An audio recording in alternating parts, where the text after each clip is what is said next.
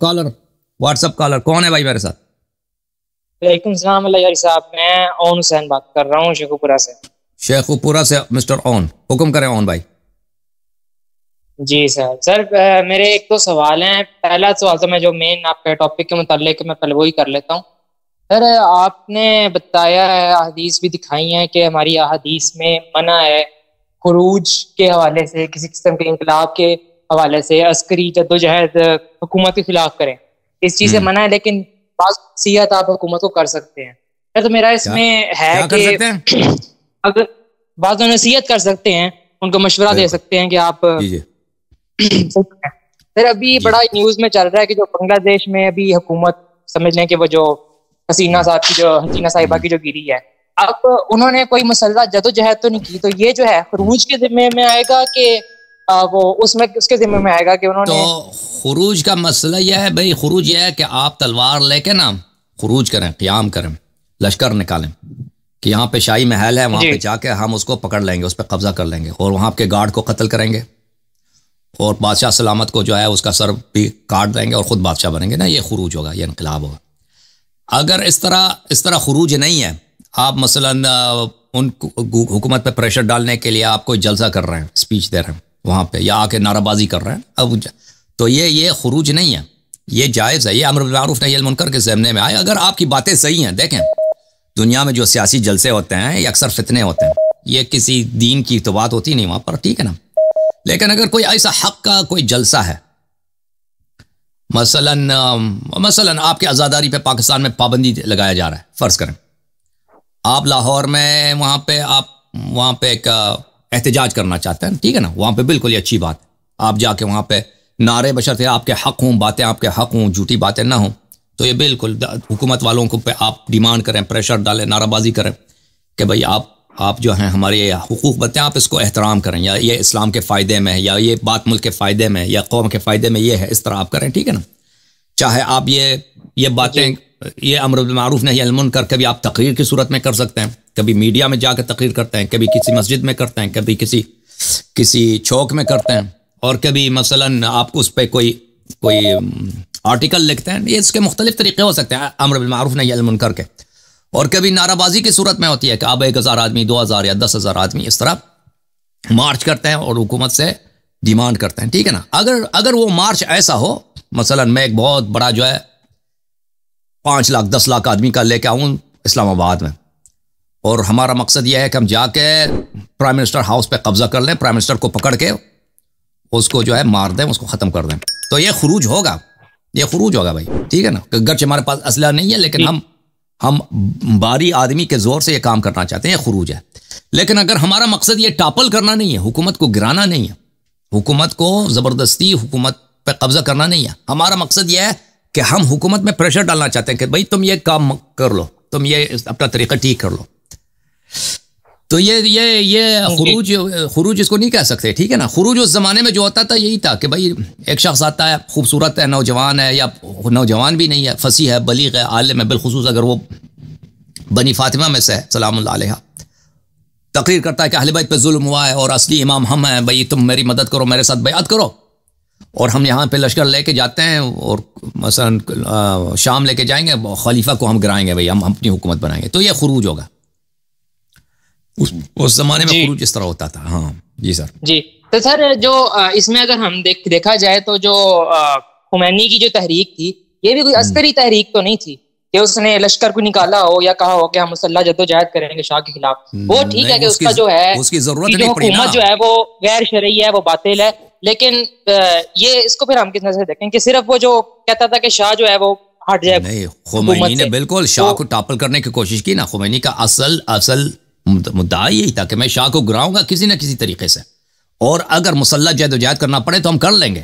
لیکن اس زمانے میں یہ تھا کہ وہاں پہ کولڈ وار کا زمانہ تھا، ایران کے بالکل جو ساتھ تھا سوویت یونین تھا، اور ایران جو تھا مغرب کے ساتھ اس کے اچھے تعلقات تھے، سوویت یونین کے ساتھ اچھے تعلقات نہیں تھے، اور یورپ والے اور امریکہ والے یہ نہیں چاہتے تھے کہ ایران میں خانہ جنگی ہو، اور ایران میں خانہ جنگی کی وجہ سے اگر خانہ جنگی شروع ہو جائے ایران میں تو سوویت یونین بالکل ایران پہ قبضہ کر لے گا، ان کو یہ پتا تھا۔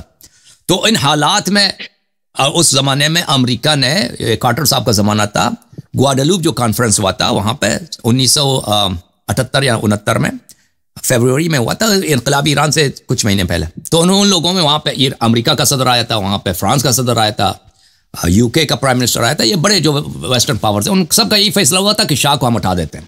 وہ آفیشیل طور پہ ان کا موجود ہے، آپ دیکھیں گواڈلوپ کانفرنس میں. تو کیا شاہ کو ہم ہٹا، کیونکہ شاہ جو تھا کینسر ہو گیا تھا اس کو، وہ مرنے والا تھا. مغربی طاقتوں کو پتا ہے کہ اس کو کینسر ہے، اور پھر یہ شاہ غیر مقبول ہو چکا تھا. تو شاہ کو ہٹا دیتے ہیں، لیکن وہاں پہ ہم خانہ جنگی نہیں ہونے دیتے. تو کارٹر ایڈمنسٹریشن نے اس زمانے میں، اس کے جنرل تھے، اس کے پینٹاگون کے ایرانی فوج کے ساتھ تعلقات بہت اچھے تھے. ابھی جیسے پاکستانی فوج ہے نا، اس کے تعلقات امریکہ کے ساتھ بہت اچھے ہیں. آپ کے جنرل وغیرہ جو ہے امریکہ میں تعلیم حاصل کرتے ہیں، آپ کے اسلحے سب امریکہ کے ہیں نا، ایئر فورس، پاکستانی جو ویپنز ہیں امریکہ کے مینوفیکچرڈ ہوتے ہیں. تعلقات بہت اچھے. تو اس زمانے میں ایران کا اسی طرح تھا. ایران کا جو ایرانیہ جو آرمی تھا، شہنشاہی امپیریل آرمی جو تھا، وہ بالکل امریکہ کے ساتھ اس کے جنرلز کے بڑے اچھے تعلقات تھے. اکثر جنرل اس کے امریکہ کے تعلیم یافتہ تھے، اکثر آفیسر جو تھے امریکہ میں پڑھے ہوئے لوگ تھے.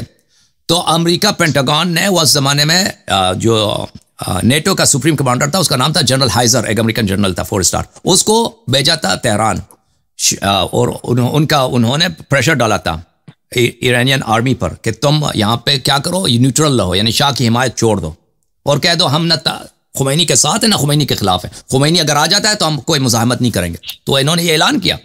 تو تبھی خانہ جنگی نہیں ہوئی نا. خانہ جنگی کس لیے نہیں ہوئی ایران میں؟ اس لیے نہیں تھا کہ خمینی نہیں چاہتا تھا. خمینی بالکل تیار تھا.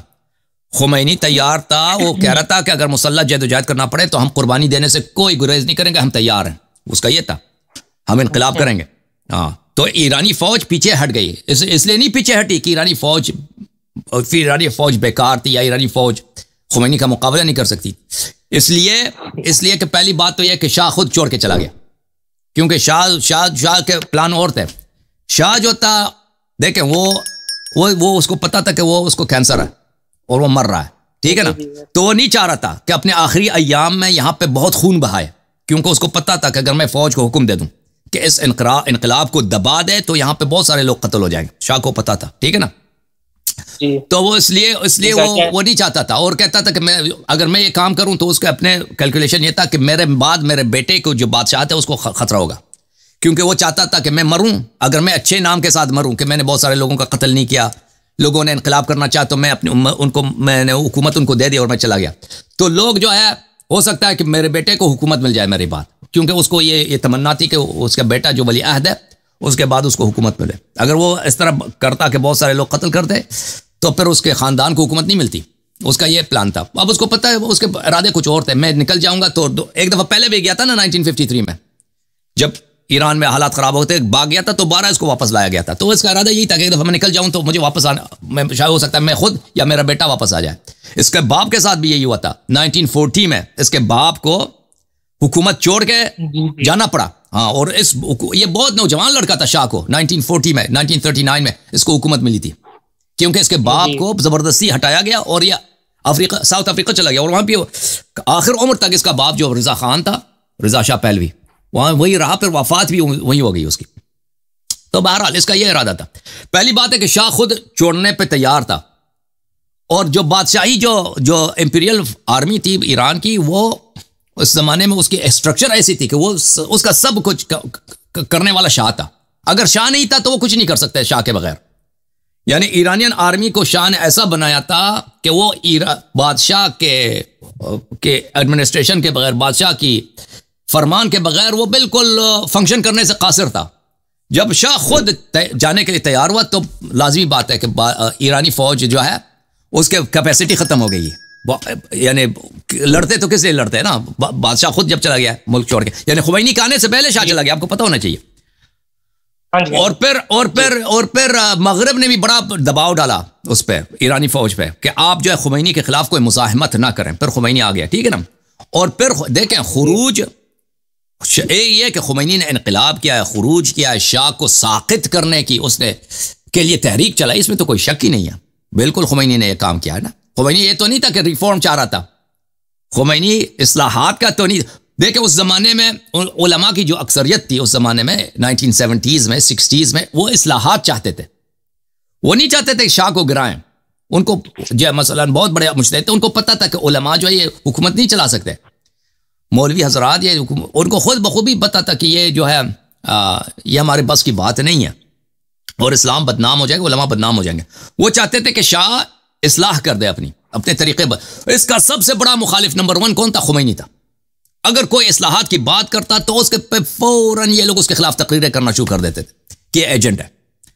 مرحوم آیت اللہ شریعت مداری نے جو دار التبلیغ بنایا, وہ ایک بہت بڑا انسٹیٹیوشن, سب سے پہلے ایک جدید انسٹیٹیوشن, یعنی ایک ماڈرن انسٹیٹیوشن اس نے بنایا حوزہ علم قم میں, دار التبلیغ.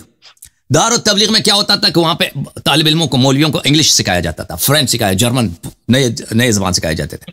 وہاں پہ نئے جو سائنسز ہوتے ہیں مولویوں کو سکھایا جاتا تھا کہ آپ مثلاً وہاں پہ انجینئرنگ سیکھ لیں, آپ وہاں پہ سائیکالوجی سیکھ لیں, آپ وہاں پہ سوشیالوجی سیکھ لیں, آپ ویسٹرن جو ہے ہسٹری کیا یہ سیکھ لیں, تاکہ شیعہ عالم جو ہے بالکل زبان سے واقف ہو.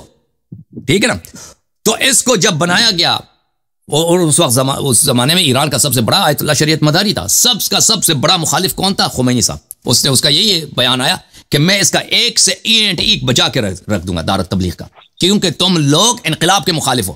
تم نہیں چاہتے کہ شاہ چلا جائے, تم چاہتے ہو کہ شاہ اپنا طریقہ کار بدل دے. تو یہ اس زمانے میں ایک بہت بڑی وہ کشمکش تھی علماء کے درمیان. ایک گروہ کیا تھا؟ اصلاحات کے حامی ہے. ایک گروہ جو اصلاحات سے اس کو کام ہی نہیں ہے.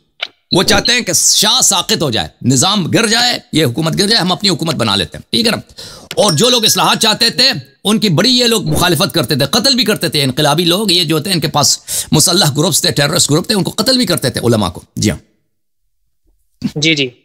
اور سر میرا دوسرا سوال بھی ایک بہت اہم ہے, خاص کر کے اس ٹاپک سے تھوڑا ڈفرینٹ ہے, لیکن بہت اہم اس وجہ سے ہے کہ آج کل جو ہمارا